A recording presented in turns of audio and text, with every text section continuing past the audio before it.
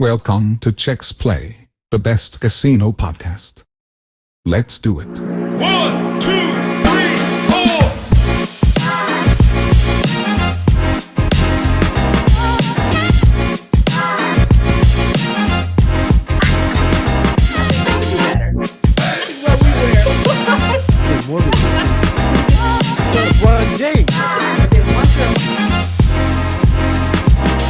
I'm sorry, I don't know how. Okay.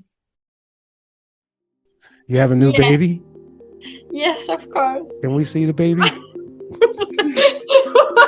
He's like, it's my Wi-Fi, you know? It's my Wi-Fi. That's awesome. Now.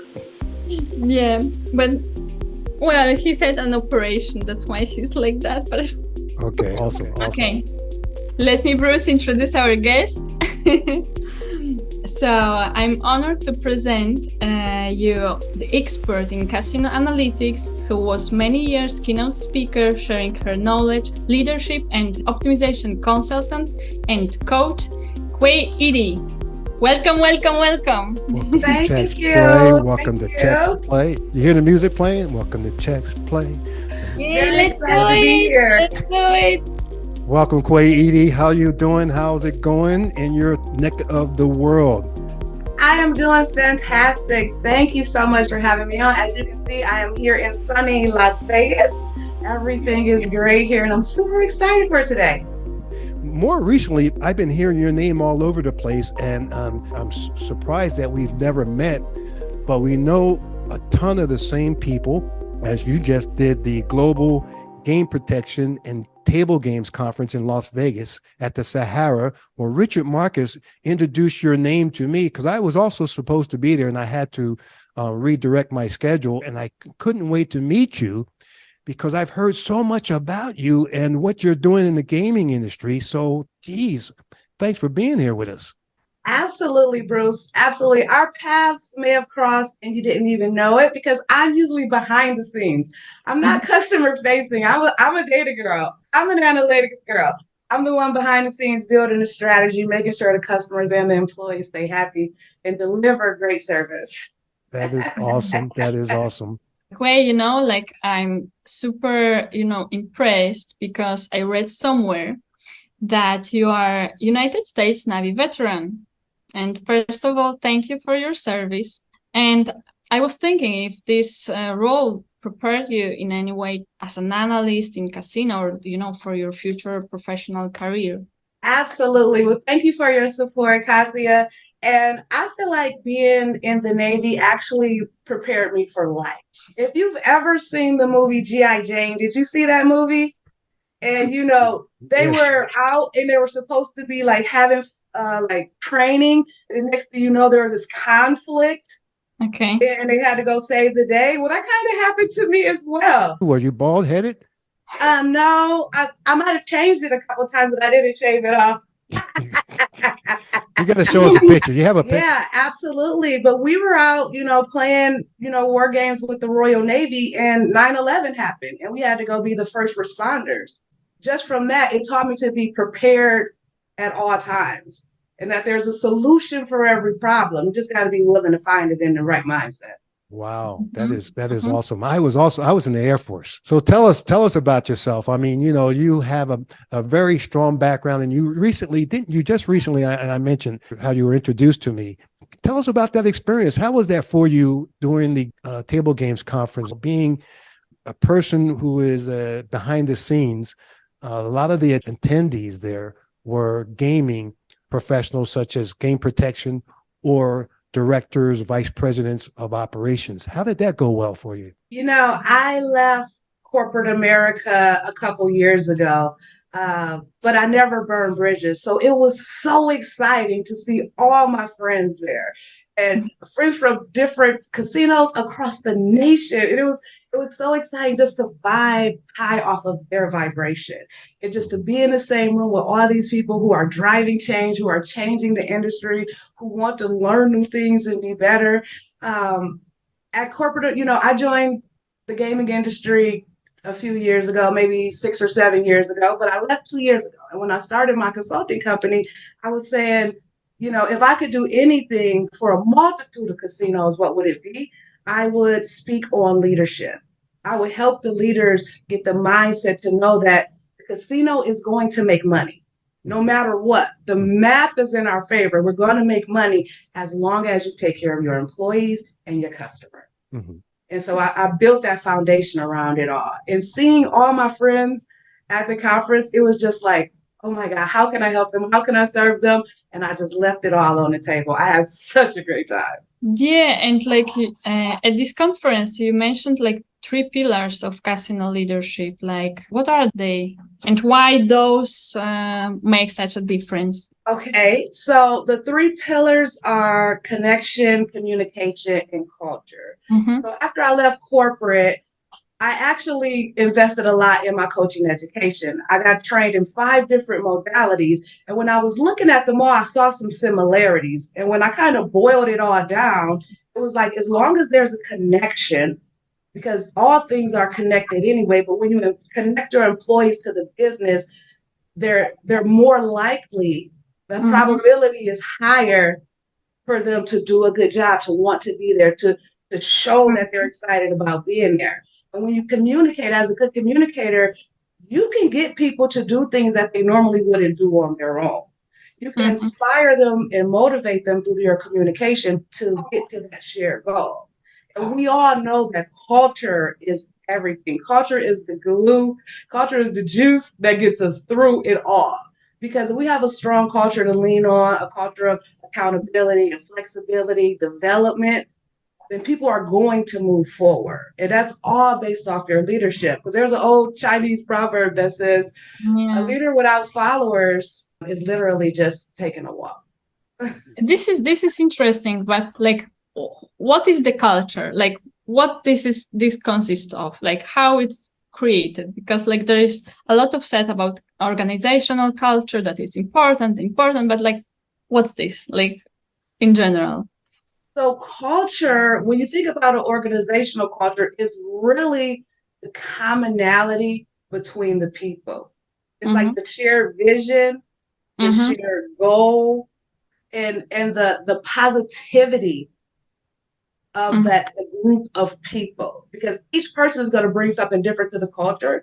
But if you guys all have a higher level of mindset, skill set, and positive perspective, the culture will really drive itself. Leadership has to set the pace of the culture. And so people look to their leaders and they say, okay, if my leader is positive, we'll be positive about the situation too. Yeah, the leaders are creating the culture and they transmit the rest of the employees. Yes, culture is definitely top down, but I always offer my clients a trick to create a subculture, because sometimes, everybody might not be in the mood to get things going.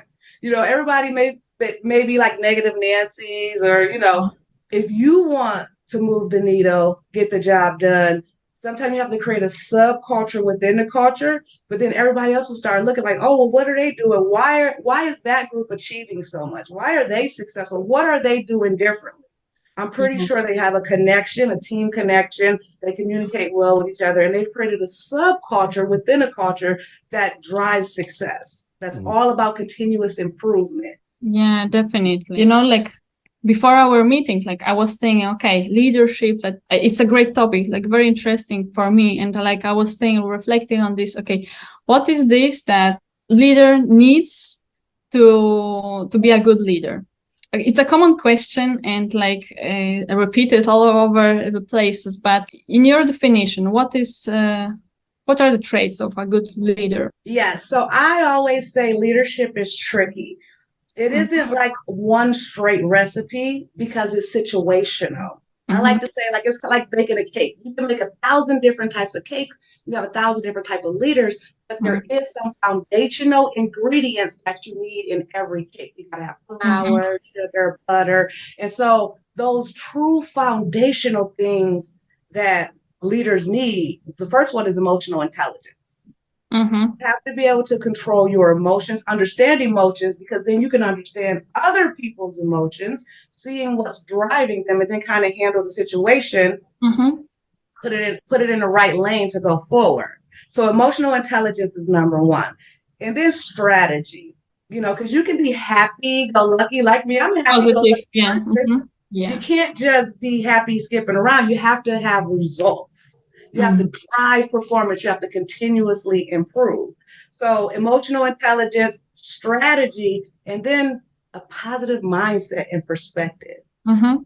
If you can see yourself winning or you see yourself achieving the thing, you'll achieve it. If you see yourself failing, you'll fail.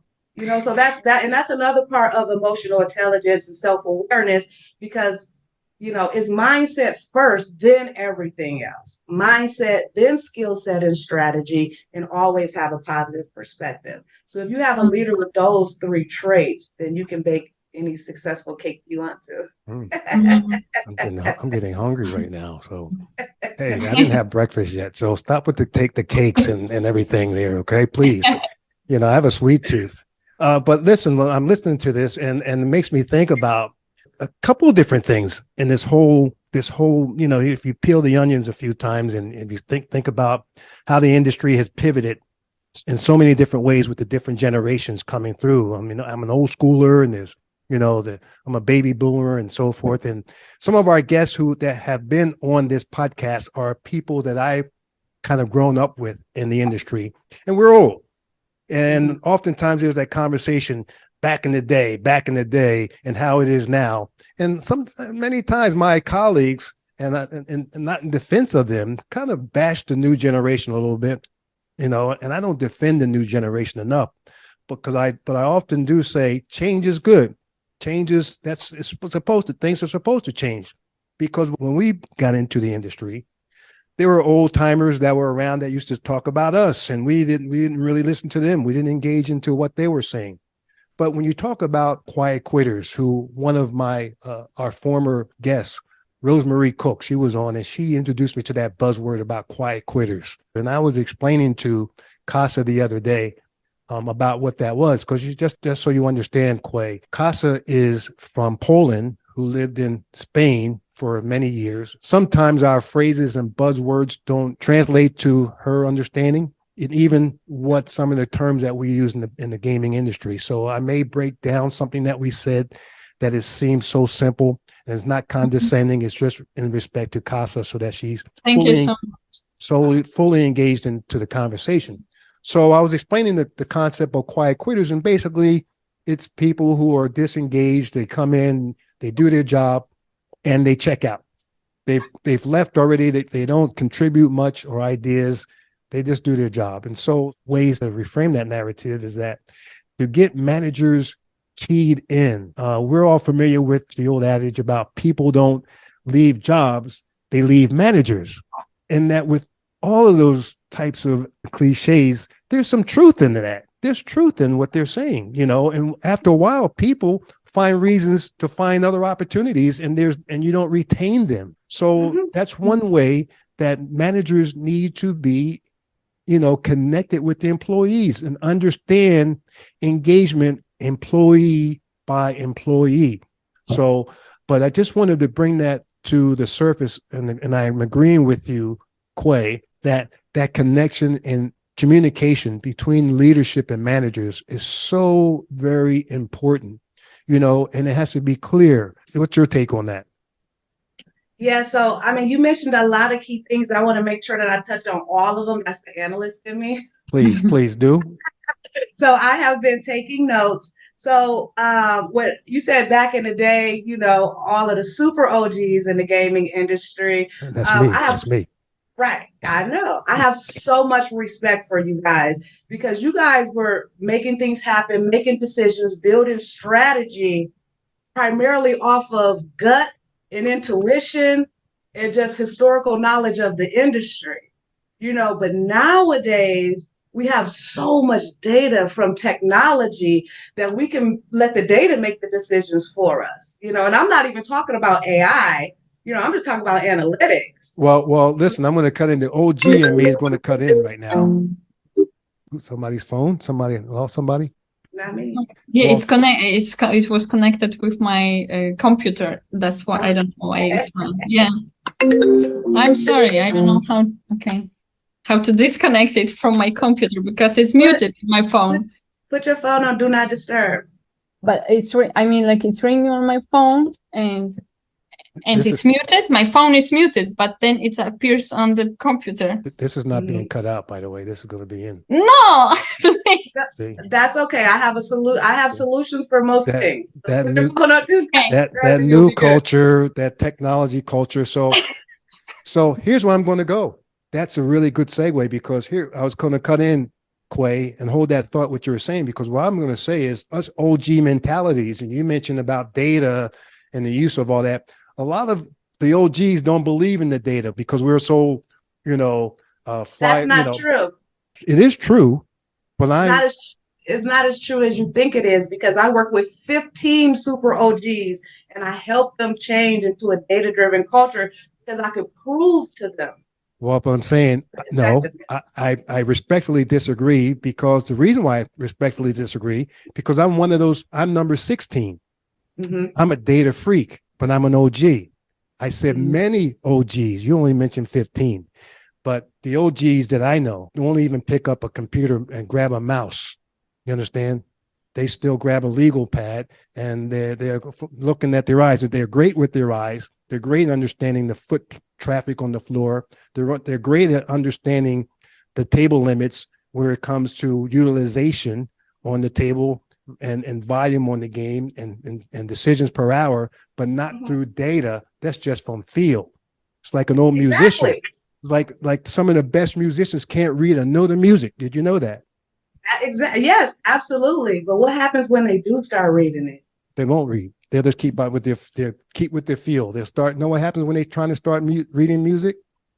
They can't keep their time. They can't tap their foot on the 2 and the 4, and the 2 and the 4 anymore. They're still on. Then they go to the 1 and the 3. I'm just giving you some old G stuff, okay? Right. It's just mindset, though. It's just mindset, because all people can learn and grow and change behavior. I wholeheartedly believe in that, and would double down on that. That people can grow, because I've seen some people that were some hard convincers, but it's just the way that you communicate. I'm actually agreeing with you. If you I really agree. through the noise, I mean, I see that, but I think that those old salty ones, if you help them prove their own point through data, then they're more likely to trust the why do you data. have to call them salty? They're not salty. Now you're Well, because I'm insulting a my. Navy girl. you're I'm a ins- Navy girl, you're and insulting that's how we my use group. our terminology. Don't be insulting my group now. You know, understand what I'm No. saying, there, Miss Quay? No, salty in a way as seasoned. That was salty, wasn't it? Yeah, not salty as in attitude, salty as in seasoned. That's a Navy Oh. term, Kasia. After you in the Mhm. Navy for a few years, after being out to sea, the sea salt actually accumulates on your clothes, and Okay. your hair, and so then you become salty. And it's actually a prestigious statement. Not that Bruce would know Put my from the OG Air hat Force. on now. Not that Bruce would know from the Air Force. I put my OG hat on right now. Oh See what I'm no, saying? Bruce. Yeah, what I'm saying. Wait, I know I got one somewhere. Hold Oh, on. go ahead, Casa. See? Hold on. I got one better than all of y'all. This is what we wear. The thinking cap. Well, Wow. Thinking cap. We're in the Caribbean, okay? You're the Caribbean style. We're not thinking. We're drinking mama wanas and on the beach. You understand? Well, somebody has to build the strategy, right? Right. Somebody has so- to build the strategy to make more money, and that is me. But I want to touch on quiet quitters, because I think I am a self-proclaimed engagement enthusiast. Please. And my 3 pillars are the solution to quiet quitters. And in the connection pillar, I talk about connecting the employee's values to the organizational mission. If you know that your employee values more money, time off, you could create a path for them to say, you know what, you learn these things, you get this position, you can have more time with your I family, agree. you can make more money. And that's where those 3 pillars really come into play. I agree. You learn how to maximize them. Mhm. 3 things people need. OG. I'm gonna now you gave me a platform. OG, new G, and it's the same. Bruce, you should have came to my presentation, because I talked about the connection between the wisdom of experience and the creativity of newness. Yes. I call it woes and cons. I'll send you a copy of my presentation, but you have to connect those two, the OG and the New G. Well, go ahead, girl. Go ahead. Yeah, 3 snaps. Okay. All right. 3 snaps. Jingling, jingling. So 3 things. Kasia, have you ever heard of this here? Recognition, Yes. feedback, and reward. Right? Yeah. Those 3 That's things right there. My 3, your 3 equal the whole package right there. I went to a property. I went in to help restructure and build a culture. They hadn't had an evaluation program in over 10 years for the employees. Mm-hmm. And the cycle, it was like a revolving door. So what is your connection with that? If you would break down your 3 pillars a little further, because I think you were saying the same thing, recognition and rewards. Mm-hmm. What are some of the things that you can share with us? Right. So that piece falls into culture. And I always say that you have to have a culture of feedback and development. Because whenever someone is around and they say, oh, I just don't feel supported, that means they're not getting the feedback to know if they're doing a good job or not. And they're not getting support or development to move to the next level. And so that would be my solution for that or my answer to that is to have that feedback and support. And in my communication section, I actually have some little one-liners that you can use to start offering that feedback, even if it's like a tough conversation. What, shut up? No. Right. Oh, gee, No, dumb me up and deal. Right. Shuffle up and deal. I am all about hands per hour. I will say that. No, dummy up. We used to say dummy up and deal. Can't do that now. You go to jail now. That's why y'all had high turnover. That's why y'all had high turnover. No, we took it. We said, okay, we took it. We were making money. Shit. But if you look at the margins on casinos now to what they used to be, the influx of money, the new deals and discounts and entertainment and all the things that's been added to the casino experience, the opportunity to use more data and more analytics will always be the best solution. Because how will you know what your customers like if you don't like data? I always got to plug that in there, my bad. Mm-hmm. No, I like that. I like it. So can you okay, look at this. I'm a new up and coming through the ranks, supervisor, pit manager. Kasia, pit manager is the individual's position that in the casino, there's say a group of blackjack tables and crap tables. There's 12 of them in an area. That's called a pit. Each table has dealers assigned to it, and each group of tables have supervisors. The responsibility up the chain of command is the pit manager. Okay, so Quay, I'm a pit manager, came up to be a casino manager, some places call a shift manager, director. What are the tools that I need? I know I have a lot of priorities, but what's number 1 in your view? Profit. Are you making money? And a lot of people worry about top line revenue. Yeah, we're making money, but are we keeping any of that money? So I feel like when you're a supervisor, dealer, maybe even a pit, you kind of like your number 1 thing is customer service. You want to make sure the guests are having a good time, but you need to know what allows the guests to have a good time. Is that pricing, occupancy, game type, hours open, things like that. But the number 1 thing is definitely customer service. Before like a manager, director, VP, you need to worry about profit. You need to know what's driving the profit and what's eating it up. And most of the time people think that labor is eating up all the profit, and it's really not. It's like game mix, and you're not listening to the customer demand, and you're not watching your customer behavior. It's not labor, because a blackjack table could make $150 per open hour and the labor $62. So right there's a profit. Where's the rest of that money going? Is database marketing eating it up? Is PD eating it up? Who's eating up the rest of that money? So because that's what matters to your CFO, to your GM or president, whatever the case, they're worried about profit. And so the number 1 thing you should worry about is profit. The number 2 thing you should worry about is your people. Because your people are the ones that are driving the profit front line. Absolutely. You take care of the customer or the employee, and the employee will take care of the customer. The customers will take care of the bottom line. Because if I'm having fun, because I'm a gambler, If I'm having fun at a blackjack table and I lose a couple $100, if I'm having a good time, I'll go to the ATM and get another 100 and come back and talk smack with the dealer. Like one of my favorite dealers was sitting at a dead 3-card table poker. I really don't play 3-card poker. But I was like, you know what? That's my favorite dealer. I'll go play and talk to her. I wind up hitting a straight flush, which was great. That's awesome. And probably didn't know a lot about the game. Like you said, that's not a game of yours, but the conversation with the dealer is that she's explaining or he is explaining the game to you. You're connecting, you know, and then probably say, hey, you should bet this over here. That's a good bet right there. Sometimes they do that, you know, it's not crossing the line, and that's all good, well and good. And you're right. And I love that part of people who get in positions.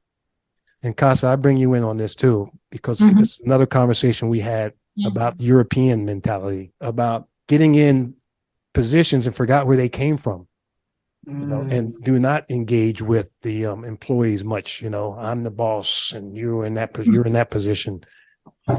Is that the same in Europe? Yeah, of course, it's similar, you know, like we all are driven by ego at some point. And this is where emotional intelligence and, you know, self-awareness is so important, because it prevents this attitude of, okay, I'm the boss right now. And although I don't know how to lead people, but I'm the boss. And in my opinion, it's leader or manager, it's a job. So I think like the earlier you will down yourself to the level of your employees, of your people, with your attitude, the better, the fastest you will get the results.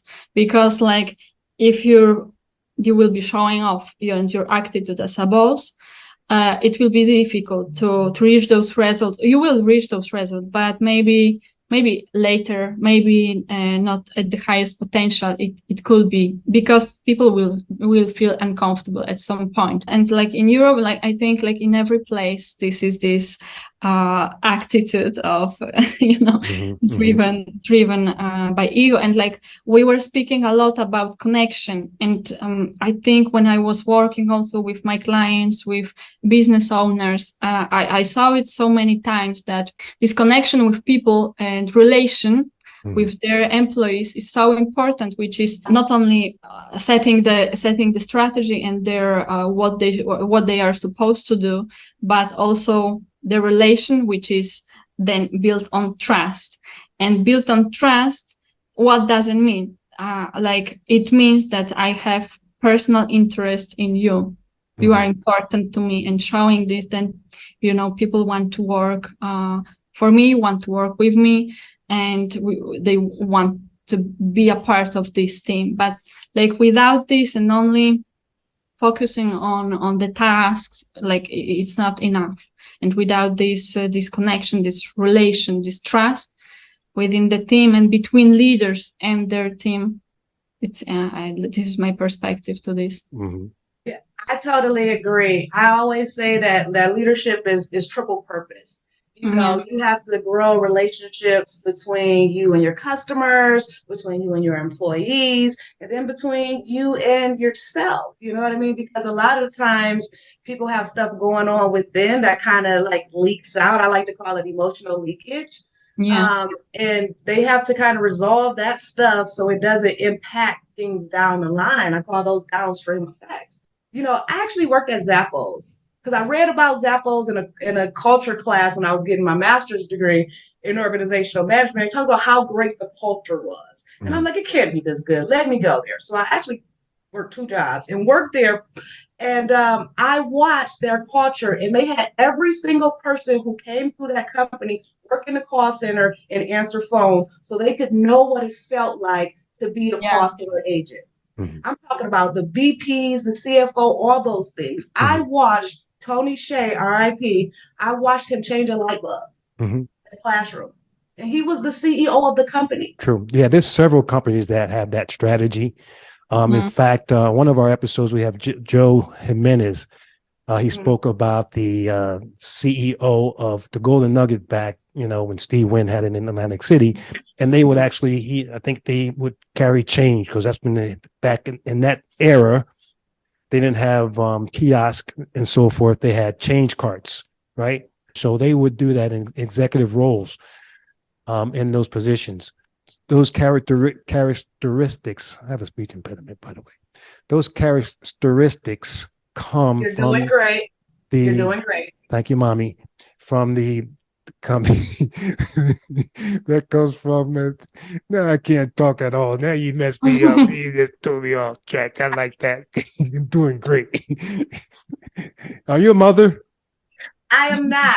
I am not. Okay. I opted out of children and got 4 degrees instead. Okay, all right. I was going to Happy Mother's Day, but you're my mother today. So anyway, so I'm doing great. So what I was saying was that those characteristics are also oftentimes viewed with just a handshake and a hello in the interview. You can tell someone's their mindset emanates from them, their personality, how they walk in their posture. I believe that's in my opinion from doing so many interviews when we were doing the recruitment process and opening new properties.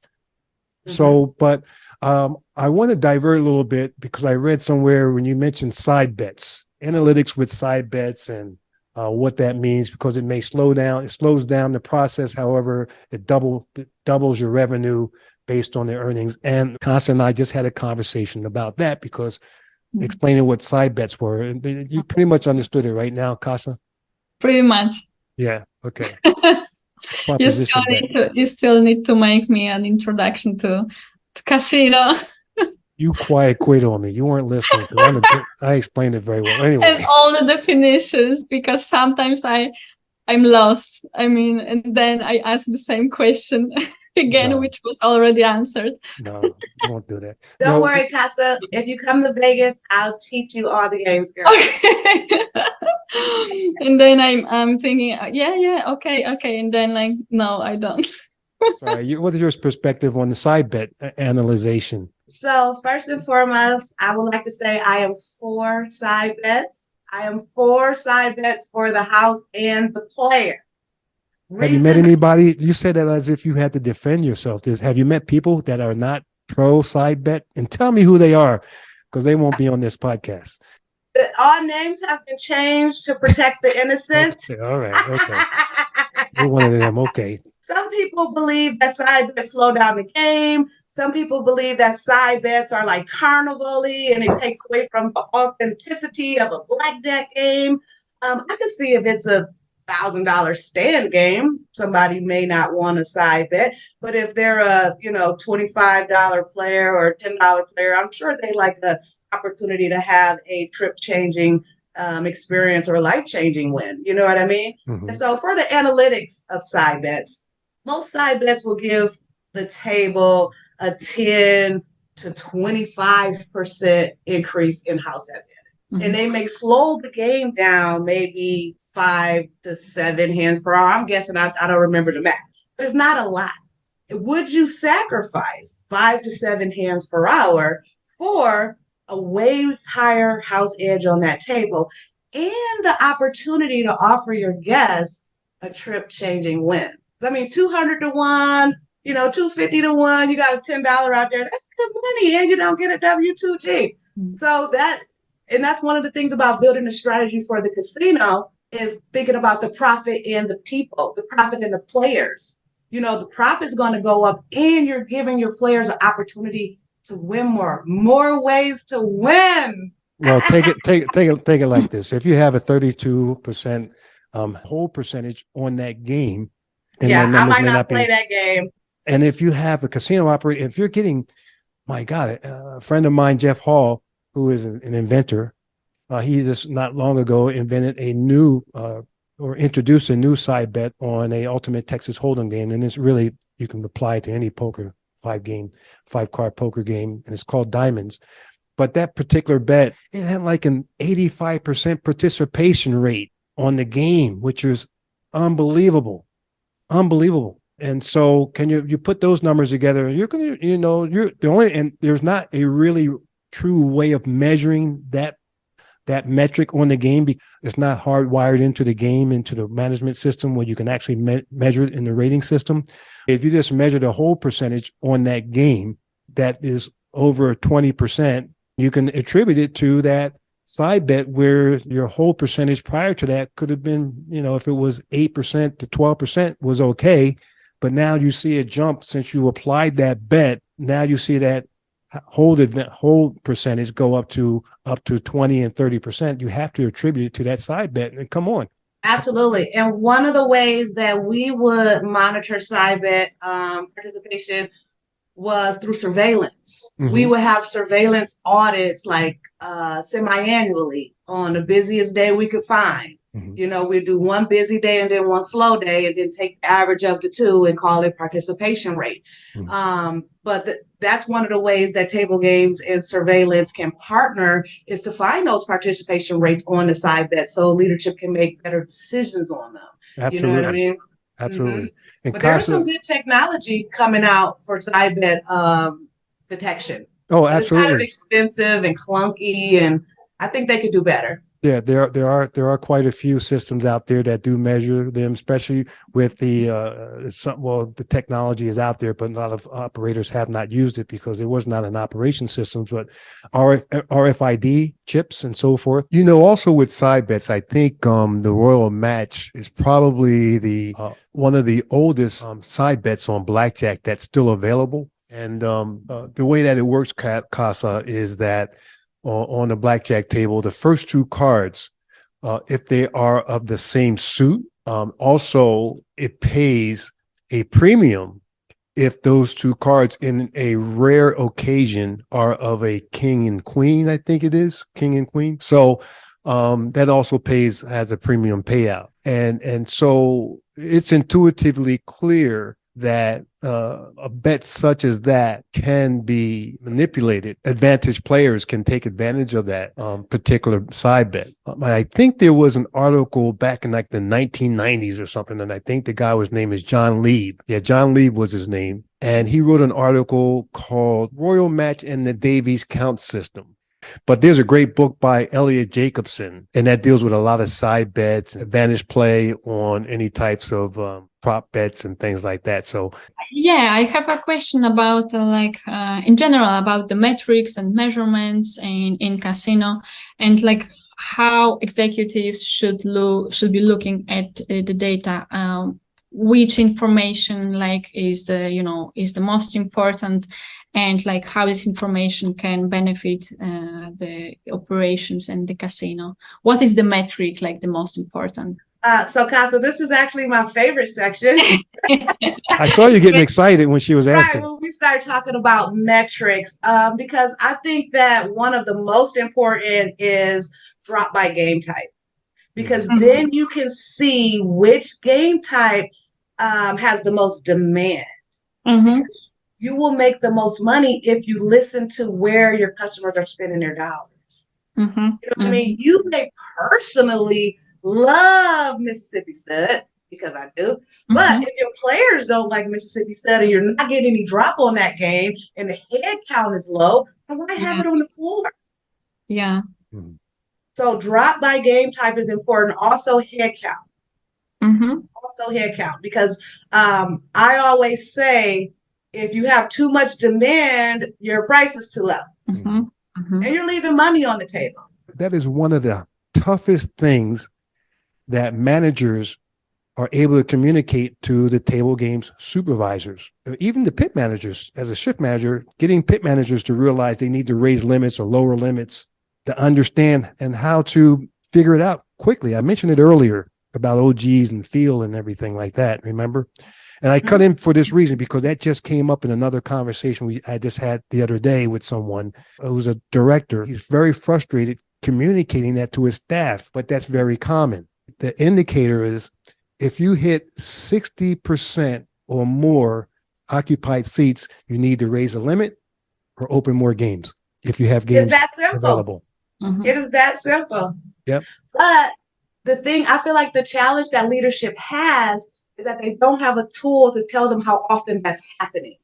So they can know without a shadow of a doubt that they're making a good decision to open more tables or to increase price. And so that's why some people use tools like Power BI or Excel to build models with color codes on there to say, oh my God, for the last 6 weeks, I've been over occupied during the shift And this will justify why I need to open more tables, why I need to hire more dealers. This is the justification, because you know how hard it is to go to your CFO or your workforce lady or the pencil or whoever and get more staff. But if you have some hard, concrete data that's easily to consume, created by Quay, this will definitely allow leadership to say, oh, you know what, you're right. You do need more tables. Show them how much money they're leaving on the table. To the director's defense, it's not their job to build data sets and things like that. Their job is to manage the operation and keep their employees happy. They have to have support from IT, some analytics team, some strategy team, someone like that, or even some consulting group to help them do that, because that's not their skill set. Remember MSPP, mindset, skill set, positive perspective? And affordability. Of course. Casinos make money. If you want to make, it costs money to make more money. You know what I mean? Here comes the OG again. Drive revenue, control cost. Okay, but yes, I'm promoting you also. I'm promoting your gig here. So yes. But if you go to a small organization, they don't have the capital to fund a department of an analyst. But yes, you're right. I mean, there's probably some small mom and pop consulting groups that can help those smaller casinos. I know there's actually some software services out there that offer analytics for table games that may be able to package a deal for a smaller casino. But as long as there's an ROI, absolutely. And do directors you want to win or not? and directors and leaders need to learn. They need to educate themselves and get educated and stop sitting around being the OG and stop trying not to learn, and get in there and learn new technology, learn new data means and measuring metrics and so forth. So that's my 2 cents. I'm not going to say anything else. And how do you solve those conflicts? You know, like you have different metrics or KPIs between departments, as Bruce, you said, you know, okay, finances wants to lower the budget, like sales want to improve the sales, and marketing, yes, push the budget up. And like, so how, you know, how leaders can combine this and like play through those different KPIs that he has, because in fact it's his role to, you know. Right. And I say that the solution to that lies in the hands of senior executive leadership, because there should be one common goal that we're all driving towards, this little goal up here. And then we build little goals by the departments to get to that one common goal. You know, and then the conflict that happens here should be resolved by the vision. Yeah. By the overall goal. That should be the solution. It's like, okay, well, we need to spend more in F&B to drive people to the casino so the casino can make more money. Okay, but that makes sense, but how much more? Because that's eating up profit. And so then you just communicate. It's like we have to act like the owner and the consumer within our business. You know, I own this casino and I'm the customer as well. Put yourself in both of those positions and then make the decision. Absolutely. You know, it isn't a battle. I remember when I was in the Navy, we always used to argue, you know, is combat systems the best, or is it the culinary services, or the supply? In reality, it takes all of us to make this ship go. And the same thing in the casino. It takes everybody to be on the same page, moving to the same shared vision. And while analyzing the data, did you have like any, you know, moments, for example, that like Bruce said, like before it was okay, like based on the experience, like leaders were making their decisions, and you're coming and then you are analyzing the data, and kind of it's obvious that leaders, okay, they have their opinion to make such a decision, but the data is different. I got a perfect example. Okay, great. Grave shift staffing. Everybody says, oh, we're a casino. We have to have X amount of tables open because we're a casino. And this is what makes us a casino, by wasting all this labor on grave shift. But when you have accurate data and you know how to communicate it in a way that matches the values of your end user, that data it almost becomes weaponized in a good way, with love. Wise leaders, they see where the leak is, and you want to plug the leak. And I think one of the beautiful things that came out of the pandemic was, all the casinos shut down. And then when we opened back up, it gave us a chance to play with things. Scalable. Right. Well, like, is it okay not to have, the casino open from 2 a.m. to 6 a.m. on certain days? Mm-hmm. And we had that wiggle room. And that's why I say change is a blessing in disguise. And Because customers adjusted to that. Yes. yeah, Sorry for because cutting when in. things are open to change, you can start playing with some things that you've always wanted to play with before, but didn't have the opportunity to. When things are changing and in flux, that's when you can start making tiny adjustments and tweaks and see what can really work. And so that's why I promote change. Yeah, but about the change, this is another challenge, I think, for the leader. Okay, they know what they should do, and then how should they, implement this, communicate this to the team? Because, many times, even like if, I don't know, there is a software change, or like whatever, any change that impacts employees, then they might be resistant to this change, and because they're comfortable with what was before, and etc. And it causes stress. The change causes stress. So how, what's your kind of practical advices for the leaders to deal with change, and how to implement in a way that is more smooth and less stressful for the people? Yeah, so I have a change management workshop, and in that workshop, I talk about the 5 A's. So the first one is acknowledge. So a lot of people, when things are changing, they don't talk about the change. They don't acknowledge the pain of the change. And so it's not like commiserating, but it's kind of like saying, hey guys, I know we're changing. I know it's going to be tough. We're all in this together. I got your back. So that acknowledgement. And then adjusting, what I was just talking about, say, hey guys, since we're changing, is there anything that we want to adjust? Yeah. The next is align your team with the change. I remember at one point my office was at Bellagio, and then they moved us to this little building next to the airport. And it was so hard for me to align with that change because I wanted to be at the Bellagio. But my leader was like, wait, it's the last day you complain about it. And then you just got to align with the change. And I was like, but I made it happen. You know what I mean? So acknowledge, adjust, align. And then once you're aligned, you can accelerate. You can go faster. Like once everybody's on the same page, like a well-oiled machine, and then you just make your best better. So you have to acknowledge, adjust, and align. Those are the first 3 steps there. You see how communication and connection are the root of these, because you have to communicate with your employees, your team members, your superiors, communicate with them, and then connect through the adjustment and alignment. So since we're changing, ask the questions. What does this mean for my role? What are the new expectations for my role? That positive perspective. What's the best thing that can happen? Yeah. Ask myself that a lot. So you've read the book then called The Culture Shift out by Price Pritchett? Oh, yes. I love Price. Yeah. Well, it sounds like to me that when you're mentioning those things, it reminds me of the book, The Culture Shift, and what Kasia mentioned, because the main thing is to explain to the culture, to the teams, the reason why the change. What will happen if we do not change? The positives and the negatives, how it impacts the organization and how it impacts you as an employee and your life, the conditions and the culture of the organization. That's the key to those things that are changing. So, but this has been such a great moment and opportunity. This won't be the last time we connect. So now I have a new connection, and Kasia has a new connection. When she comes to Vegas, you're going to show her all the new games. She's not going to forget that. I know when I come to the DR, I'm going to ping you. Absolutely. Just to wrap things up, I want to say gambling is fun, and you can gamble with a lot of things. But you should never gamble with your rent money and your leadership. That's great.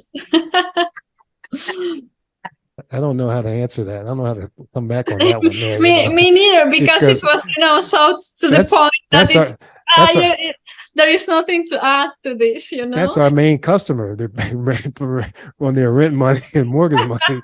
Spending other people's monies and stuff. You know what I'm saying? Our best clients. He doesn't wiped out 75% of our customer base. You know what I mean?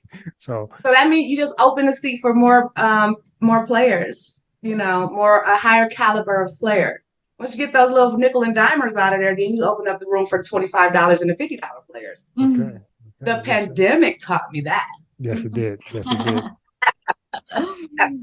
This has been fun. This has been really cool. I mean, this is. I got to text him right away and let him know he nailed this one. He's right again. I don't like for him to be right. He nailed this one. God darn it, Richard. You got me, Quay Eady. You got me, Quay Eady. You see me dancing over here. I'm dancing because there's one reason I'm dancing. There's music playing. You guys want to dance? We can move a little bit. Dance. Go ahead, dance. La Quay Eady. Aquila. Eady. Aquila, it's been great having you. Listen, how can people get a hold of you and your consulting group? You can email me at hello@quayeady.com. That's hello@quayeady.com.